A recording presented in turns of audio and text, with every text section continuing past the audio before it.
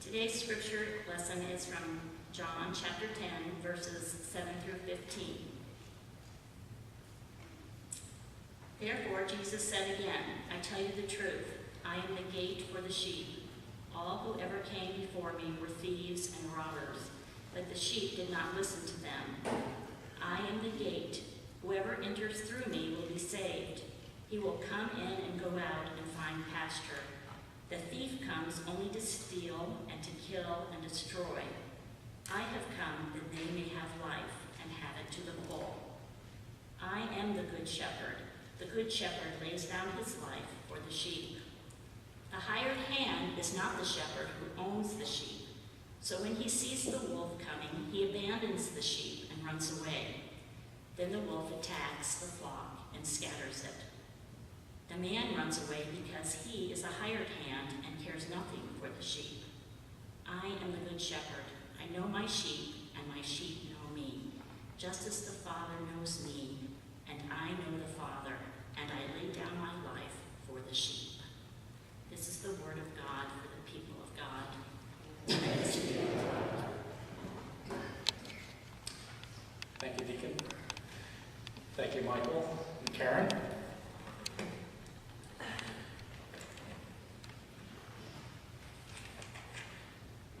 In his book, Rise of the Creative Class, Richard Florida writes of a cultural movement happening over the last few decades, of people moving towards a culture of institutional loyalty and traditional hierarchy into a place in which people are gathering around environments and marketplaces and jobs that celebrate diversity and collaboration, creativity and self-expression.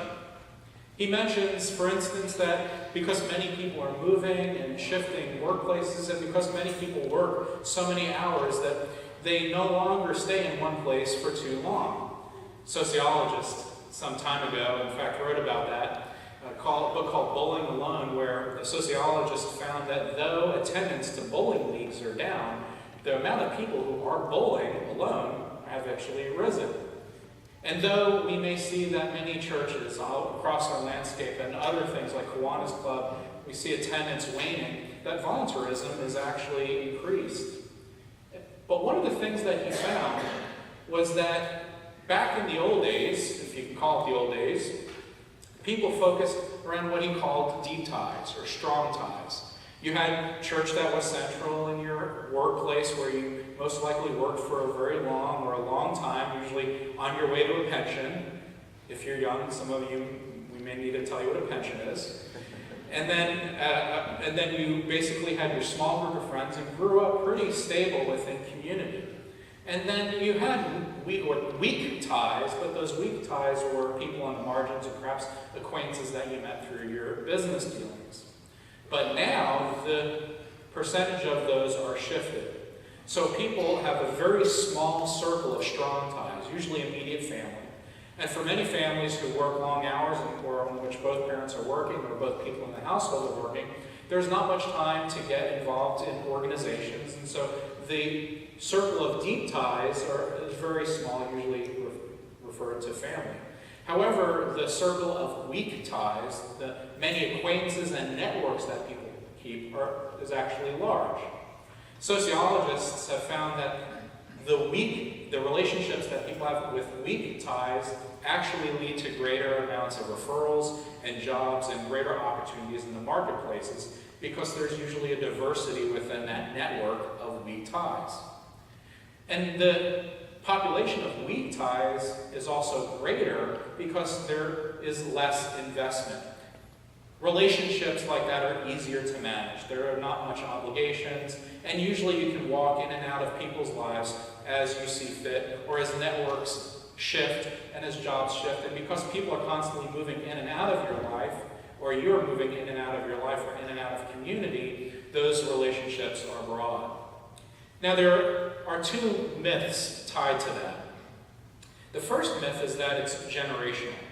Usually people tend, well, it's the younger folks who are transient, the younger folks who have the stronger base of weak ties but not very deep roots. And that's not necessarily true. This transcends generation. And the second myth is that we're more connected with a larger number of people with whom we network. We usually connect with people through various places or jobs or marketplaces, and especially through social media. But the myth tied to that is what we find is that because the circle of deep ties that a family has or a person has, it means that people tend to be more isolated. For instance, if you're connecting with people on Facebook or online, you may be connecting somewhat, but it still does not replace those deep ties that used to stabilize community in yesteryear. And in fact, there are studies out now that show that not only do people feel more isolated in our particular marketplace with all the transient mobilization, but that depression is also rising as a result of the lack of deep ties in community. And what's more than that is when within that particular social media mindset, actually the bubble of connection is actually smaller. You ever find yourself Googling, for instance, maybe a new car, and then all of a sudden you're on your social media platform like Facebook, and all of a sudden there are advertisements for the new car you're looking for. Or perhaps you're looking at a book, and then you go into Facebook, and then all of a sudden you see all kinds of posts for books that are of the similar genre. So not only does that bubble tighten around you, but even ads and the things that used to connect people, like listening to the radio or watching TV, is an ever-smalling bubble of interaction, or an echo chamber of interaction. With that and the greater amount of weak ties, there is something missing in our communities. Not only the deep ties within our surroundings, but also the breadth and the diversity that deep ties used to bring with it, the stabilization of community and the centralization of church. I like to say gone are the days of the pound cake. You ever have a pound cake in your house growing up? Whenever I come home from school, I used to see the pound cake on the table, and I'd say, "Mom, I want a piece of pound cake." And she'd say, "Don't eat the pound cake, it's for the guests." What guests? Who are these guests? What are you talking about? So I couldn't eat the pound cake, it was for guests. Or I would go to the refrigerator and I open the freezer and I'd say, "Oh, vanilla ice cream. Mom, can I have some vanilla ice cream?" "No, it's for the pound cake, which is for the guests." So the pound cake was always for the guests. And my mom always had a pound cake and ice cream because you never know who was going to stop by. Now if you have a pound cake, it's going to go bad if you don't eat it, because no one stops by like they used to. In John chapter 10, Jesus tells what is called the parable of the sheepfold. And he's really talking about the difference between deep ties and weak ties. And he talks about people who are in and out of his life in a way that they fail to become intimate with him, get to know him, that they fail to become a part of his flock. And like a director of a play, Jesus, in his parables, not only lays out the different characters and the different parts, but he also assigns different parts. There is, for example, the sheep. They, of course, represent God's people. It's a common metaphor for God's people throughout the Bible. And so Jesus uses that Old Testament metaphor of sheep to point to God's people. But then he talks about thieves and bandits who come in and steal the sheep, or try to manipulate the sheep, or try to make their way into community and depart in the midst of night. We're not sure if Jesus means the Pharisees or the religious leaders. We're not sure if Jesus is talking about false teachers who try to come into the sheepfold in order to steal the sheep. But what we do know is that these thieves are people who come in the midst of night and try to parade like the sheep, but end up stealing the sheep or manipulating or exploiting the sheep in some way. But then he has two more parts as a part of his parable, and that is of the gate and the shepherd. And what we find is that Jesus plays both the gate and the shepherd. Jesus says in verse 10, "I am the gate." Now, in order to understand this, you have to understand the difference between what we think of shepherding in our Western culture and shepherding in the Eastern culture. If you think of shepherding nowadays in the West, we think of open fields and really lush green fields, almost like Ireland, with the sheep with their little bells going up and down the mountains. Perhaps there's a fenced area or barbed wire. Some of us forget that barbed wire was an invention within our own country, only within the last few hundred years. But in the Eastern world, usually if you were a shepherd or someone who had a lot of herds, the enclosure for your sheep was made out of stone walls. And there was a formidable gate. This enclosure was extremely important for the sheep, especially at twilight when the shepherd would gather in the sheep and within that enclosure so that no wolves or predators would get to the sheep. And if you were left out in the middle of the night, well, it was the difference between life and death. So when Jesus here tells us that he is the gate, he is also reminding us that it is through him that we find salvation and God's protection. He says as much when he says, "Those who enter by me shall be saved." It's not so much theological, though we think of eternal life, but it's also very practical. That those who gather under the shadow of Jesus' presence within the very sheepfold of God are indeed saved. They find protection and stability, a sense of family, that deep tie for which we all long. But Jesus also mentions about the gate being not only a protective place, but also a place that keeps people enclosed at night, that keeps people from having to deal with predators at night. And this was, of course, a matter of life and death. And so Jesus tells us that it is he who gives life, and life more abundantly. Now, your translation may say that, in which Jesus says, "I have come to give life." But what you may not know within the Greek is that the verb to give life is actually a verb that points to a continuous action. That Jesus is continually giving life. That Jesus is continually pouring life into his flock. That Jesus continually goes about that action of giving his sheep that life-giving spirit. So not only are we saved when we enter in through that gate, but we are also filled with life continually. And not just any life, but life more abundantly. It reminds me of the opening words of Psalm 23. "The Lord is my shepherd, I shall not want." When Jesus gives us life continually, there is no lack. There is no want. And even though there are threats beyond the gate, beyond the enclosure, we can trust that God will protect us. But too often, we fail to enter into that gate.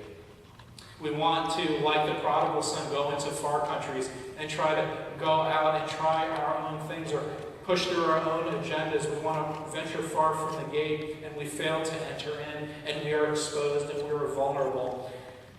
And we live a life that wants the abundance and the life-giving Spirit of God, but just never settles down long enough to enter into the gate. We want life, but we want it at arm's length. So we have to wonder, have we entered into the enclosure? Have we gone through Jesus, who is the gate? But then Jesus has one more part of his parable, and that's of the shepherd. And of course he says, "I am the shepherd." For one, Jesus differentiates between the shepherd on the one hand and the hired hand on the other. He mentioned that if you have a hired hand, of course the hired hand doesn't own the sheep. There's very little investment in the sheep. And so at the first sign of trouble, the hired hand runs away. It's not his sheep. He'd rather spare his own life, and so the hired hand really is not as faithful in those tough times. But Jesus, who is shepherd, invests in his sheep. He takes ownership of God's people. And because he has ownership of his sheep, he invests in them.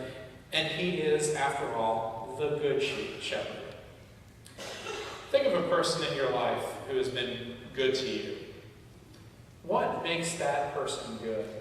Maybe a point of character or integrity. But I would venture to say that a person who's been a good friend to you has been a faithful friend, an unfailing friend, someone who's been there when you needed that friend the most. And I think when Jesus takes ownership of us, invests in us, we'll find that he is the good shepherd because he is faithful. He doesn't run at the first sign of trouble. And even when things get hard, he is even willing to lay down his life for us. I'm reminded of that story in 1 Samuel 17. Some of you may remember this story from your Sunday school lessons, of that old story where the Philistine giant Goliath was taunting and threatening the armies of God. You may remember the story that everyone was fearful. The armies of Israel were biting their teeth. They were anxious that this giant was going to slaughter them. David, who was tending the flock as a young boy, was wondering, what's all this commotion about? Through his curiosity, comes out to the battlefront, tries to get a look of this famed giant. His older brother, Eliab, notices that David is out there, and Eliab scolds David. What are you doing, leaving your flock? The sheep are exposed. Go back and protect your sheep. This is no place for a boy. But then Saul, who was king at the time, hears word of this very courageous young boy who is wondering, who is this giant who's mocking the armies of Israel? So Saul calls for David. Saul says, David, tell me about this. What are your feelings towards this? Kind of like a small interview. And David says, I'm with my flock all the time. I have killed wolves and bears with my bare hands, and you let this giant taunt Israel. And we know the end of that story. You see, Jesus as the Good Shepherd not only takes ownership of his sheep, not only invests in his sheep, but he lays down his life. He is able to take on our biggest adversaries with his bare hands. Those wolves and bears that threaten us, those anxieties and uncertainties that may get us nervous, Jesus can take them on as the Good Shepherd. And not only that, but Jesus knows us intimately and knows our name. Later, Jesus says that the sheep know his voice. And one of the things I think we need to think about here is whether or not we know the shepherd's voice. You see, we can only know the master's voice only when we spend time with the master. There's nothing you can do to try to discern between the master's voice and someone else's voice unless you know his voice, and that requires us spending time and learning his voice and learning how to differentiate between the master's voice and all of those voices that try to distract us in the world. But Jesus is confident that those who find solace within his enclosure, beyond the gate of the person of Christ, who calls Christ Lord, knows his voice. And he knows us by name. This is more than a mere acquaintance. This is not a weak tie that Jesus is referring to. This is a deep relationship in which Jesus is a deep tie among us. Christine and I were in the grocery store several years ago here in Vera. It was within our first year of being here in Vera. And we ran into a person who knew us, knew our kids. And I could not place this person. And the person was talking to us as easily as I'm talking to you now. And I look over to Christina, and I'm looking at the person. I'm trying to give the person the kind of the bewildered look, like I don't know who you are. And the person kept talking about, oh, how are your kids, and how's Haley and Hayden? And I look over to Christina, and Christina's talking to her as if she's known her whole life. So I'm thinking, okay, well, maybe this person knows Christina from the homeschool association, and I'll ask her anyway. I didn't know who this person was. Christina was talking to her about her kids and this and that. As soon as we walked away, I said, did you know that person? She goes, no, I don't know who, I don't have a clue who that was. So that'll happen with an acquaintance. I've run into some of you a time or two in the store, and because you aren't with your significant other or you're not at the front steps and you may be dressed differently, I don't recognize you. That's how it is with acquaintances. But Jesus has to be more than an acquaintance. We need to spend time with the Master to learn his voice, to get to know him intimately. We've made Jesus a weak tie on the margins of our life because we're so used to people walking in and out of our life, but we need to bring Jesus closer to deepen our tie with him, to know and to learn the Master's voice. And another thing Jesus tells us about the Good Shepherd is that it's the shepherd that unites us. That there are many churches that say that it's the theology that unites them. Or perhaps it's the worship that unites them. Or perhaps the culture of the church that unites them. Some get the impression that it's the pastor who unites the church. But I want to tell you, First Baptist, that it is Jesus who unites us. In all of our diversity, in all the many places that we come from, and the many lives that we share, it is the shepherd who unites us into one flock. Reminded of an old story back in the Old Testament, in Joshua. Moses was on his deathbed, and he was very concerned for Israel. As you know, Moses led Israel all those years, and he was concerned that when he died, that there would be no leadership for Israel. And so we find in Joshua chapter 5, a dying Moses who is concerned about his people. And he prays to God, "Let the Lord appoint one over the congregation. Who shall go before them and come in before them? Who shall lead them out and bring them in?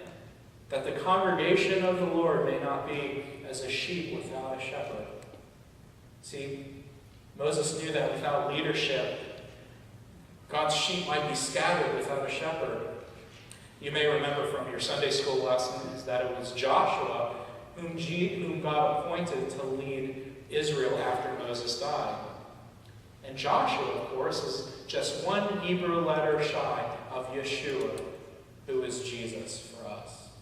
It was Jesus, our good shepherd, that unites us, that goes before us and brings us back in, that, like a beating heart, calls us to himself and then sends us out. But then when twilight falls and the threat of those predators quaking at the sound of nightfall, it is Jesus who calls us in to encase us within his presence, to spend time with us, that we might learn his voice and follow his lead. Jesus' parable of the sheepfold is a picture of God's gathering us together. And really, if you think about it, the part about entering the gate and becoming part of this flock is really a matter of choice. And it is up to you whether or not you enter into that gate. To cease treating Jesus like just another acquaintance or a wee tie that is convenient or that we only meet with several times a week. But rather Jesus, a deep tie whom we know and whom we follow. A relationship that fails to not only bring the abundant life that we have, but also salvation and protection.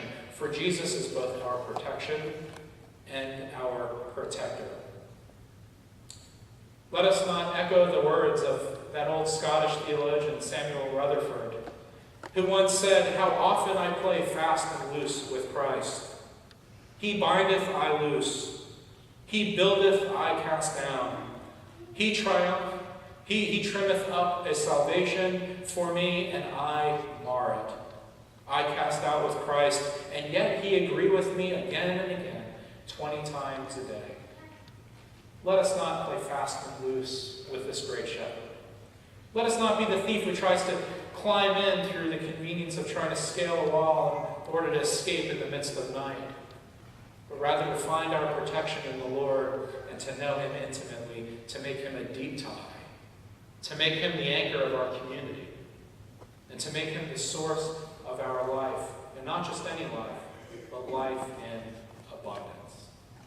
Amen.